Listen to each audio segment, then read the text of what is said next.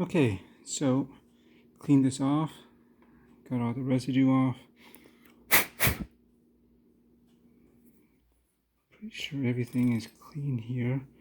Let me just wipe it down one more time. Okay, I got this thing cleaned off as good as I could. About to put the insert in. Here's the old one. And yeah, so basically make sure this is, of course, you rotated it and it's get the back play, right? You counter rotate so it's really in a locked position, but these NTH bezels are pretty much click and lock right in place. There's no back play, so I'm not too worried about that, but I checked just in case. So I'm gonna line this up and drop it in. Peel this off and we'll see how it looks. I may have to pause this and move the camera out of the way because I do not want to jack up the alignment. That would suck. Alright, hang on. Okay, I lined it up the best I could and I pretty much committed myself to this. So that, as you see, is that. See if you can zoom up and see. And just gotta do kind of check around, make sure not one edge isn't lifted up more than one side for the other for some reason, but that should be it.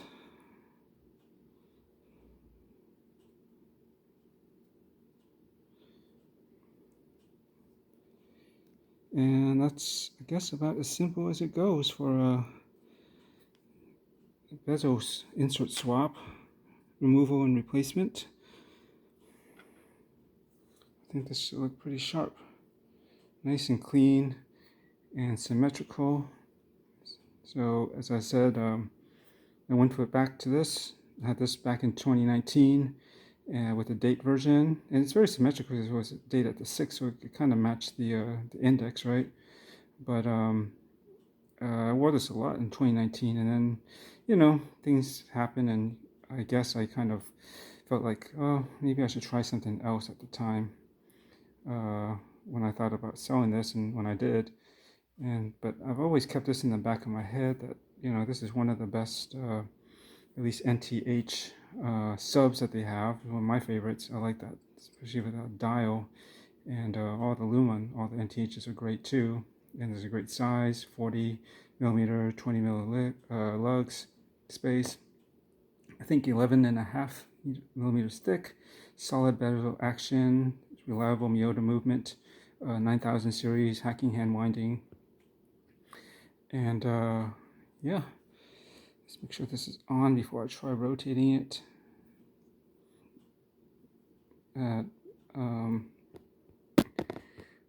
Yeah, and I've gone through a lot of, I like the, of course, the obviously the Tudor design for their snowflake design specifically. It's the more vintage and I guess military related design, and it's just really perfectly proportioned if you look at the length of everything to each other and the way, you know, this fits in between, right past just underneath the indexes, right, and I guess the top of the hour hand, right, you see it sweep right there, it just kind of cross squeezes that. This reaches all the way out, but good enough to the outer, I guess the center of the minute track. And yeah, it just looks really right. But I just decided to go with a no date version just to get that symmetry with the full index, not just a date, as well as at nighttime when it looms, you get all of them. You won't have that blank space at the 6. And I decided to go with swapping out the bezel because although this one's pretty good, well made, stainless steel as well. It's coated. I think I hit this a couple times with a knife and it didn't seem to scratch it, so it's pretty resilient. I don't know if it's DLC or what, how they treated this stainless steel insert, but it glows really good too. And it's, you know, it's got that classic 0 to 15 marking. But I always thought it was for this kind of what was a vintage inspired dial that Chris Vail at NTH got this design from. I'm going to do a review on all this later. This little smudge it. Okay, that out of there. Should be clean there. I always felt that this was a little bit too contrasty. I mean, it's not bad, but I thought that because this is kind of a semi-distressed or tropicalized dial, it could have done with a more subtle bezel color, like a dark gray would have been great, or even a dark blue or something, because this has a bluish tint to it. You can pretend it's kind of like a blue Tudor snowflake-ish kind of inspiration, but and I looked through the catalog of bezels that are available that you can get separately from NTH, and the Dolphin, which is this one, stood out to me because I didn't need the markings from. Well, one thing I wanted to make sure I kept with the BGW9. Not all of them have that. Some of them have C3, I guess, or maybe they have like a vintage kind of look to them. It's kind of patina, like cream or some sort of tan colored, or even like the C3 could be very green colored. I didn't want that. I wanted to make sure it's white. BGW9 that matches the handset, and it's the closest thing I can find to a faded gray. I mean, the vintage black, I believe, of the Nacken, right? I think there's a Nacken vintage black that has a textured dial, and it actually has a gray bezel. Would have gone with that, but it has C3 and it doesn't look right for me, and so I didn't do that. And so the next best thing was stainless steel. Let me back this up a little. And the stainless steel actually has a slight, from my experience with the Nazario, the white dial Nazario Sauro, it has a stainless steel bezel as well. It's kind of darkened. It's not straight up bright silver as the metal. That's what I think. Depends on the angle, I suppose. And I think this was giving that similar look based off of looking at Dolphin NTHs, either in the ice or magenta versions. I was just kind of observing to see how the light play was on those videos, and it looked like it kind of had that same slightly darkened look, so it wasn't straight up bright, which would have been okay, but I wanted it to be a little bit dark, and I think it kind of has that, depending on the angle. But I always liked the black base steel. It's only in 41 millimeters. It's rather thick too, and I kind of wanted to, and I like stainless steel bezel, so I wanted to kind of bring back something with a stainless steel bezel look. And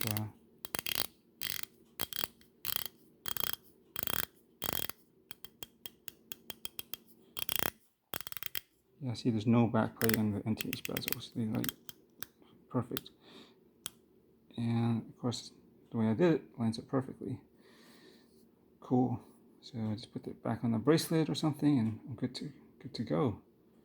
But yeah, so I wanted to do a stainless steel bezel, and I did like a Photoshop rendering off of the images of the bezel on the Dolphin. I took that out and I photoshopped it onto an image of this watch, the ones from NTH, their product photos, and just to gauge it before I went ahead and bought this again and did the insert as well, and it seemed to look pretty good. And I guess I'll try to show a picture of it right about here if I can. I'll probably forget. I'll probably do it.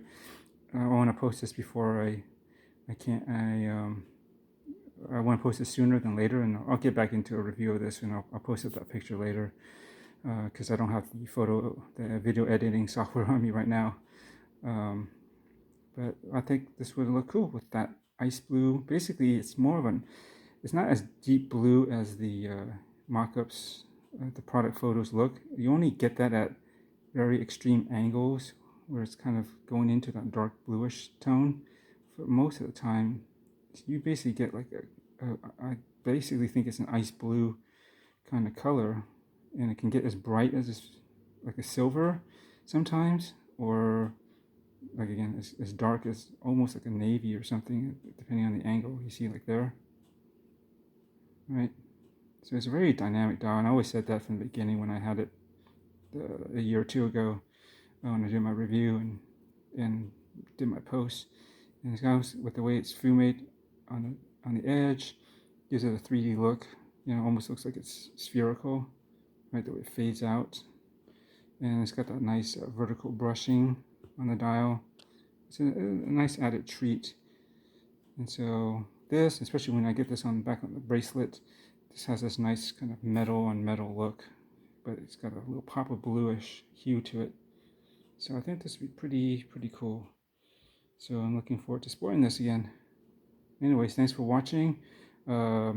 Excuse the previous video where I had like a blank space where I'm trying to figure out how to pop out this thing after with a knife, and I eventually took a piece of tape, as you saw, to take it out. But I hope this has been somewhat educational. Thanks to Marc at Long Island Watches for that watch and learn video where he showed using the golf grip adhesive solvent to basically safely and easily remove the bezel. You know, you just pour some in a little dish or cup, put it face down. I put it just enough to cover the bezel. I don't want to have the whole watch submerged in that stuff. And I waited. He said he waited about 28 hours. I waited about 6 to 7 hours to try it, and it seemed to come out then. Maybe possibly sooner. You could always test it. You know, maybe in 3 hours, half that time, pull it out and clean it off, and then maybe don't use a tape. I mean, don't use a knife or anything to get in there. You don't want to even risk damaging anything, right? Try using a good sticky tape like the painter's tape that I had, that blue stuff, or maybe even a good other kind of masking tape, or well, duct tape would be might leave a bit of a residue on there, although it's probably very grippy.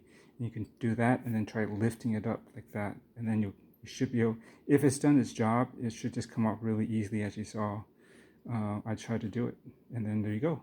No hassle, no bezel removal, risk scratching the case or anything, and then having to press fit the damn bezel back into place and all that nonsense. If this is all you want to do, that's probably the easiest way to get a nice update or change to your look of your watch bezel insert, right?